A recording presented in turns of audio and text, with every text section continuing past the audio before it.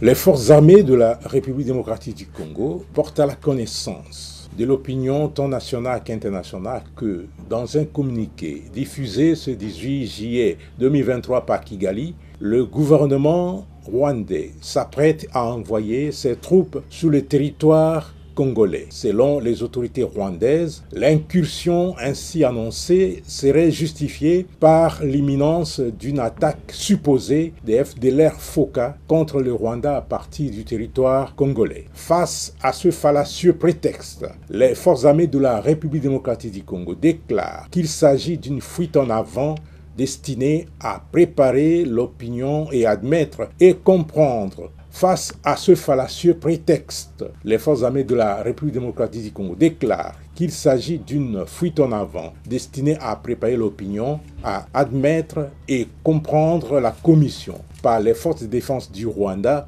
d'autres crimes crapuleux et actes de violence ignobles pour pérenniser mort et désolation ainsi que l'insécurité et la terreur dans la population congolaise. En effet, les forces armées de la République démocratique du Congo tiennent à préciser que déjà actives dans plusieurs localités des territoires de Masisi, Nyiragongo et Rutshuru en République démocratique du Congo, les forces de défense du Rwanda veulent, par ce communiqué, officialiser leur présence sur le sol congolais afin de cacher et effacer de la mémoire collective tous les crimes, massacres et autres atrocités déjà commis à Kishiché, Kalake et le 16 juillet dernier à Bukombo dans le territoire de Rutshuru où ces terroristes ont fauché la vie à une vingtaine de paisibles Congolais. À ce propos, les forces armées de la République démocratique du Congo, qui condamnent avec véhémence cette duplicité et cette ruse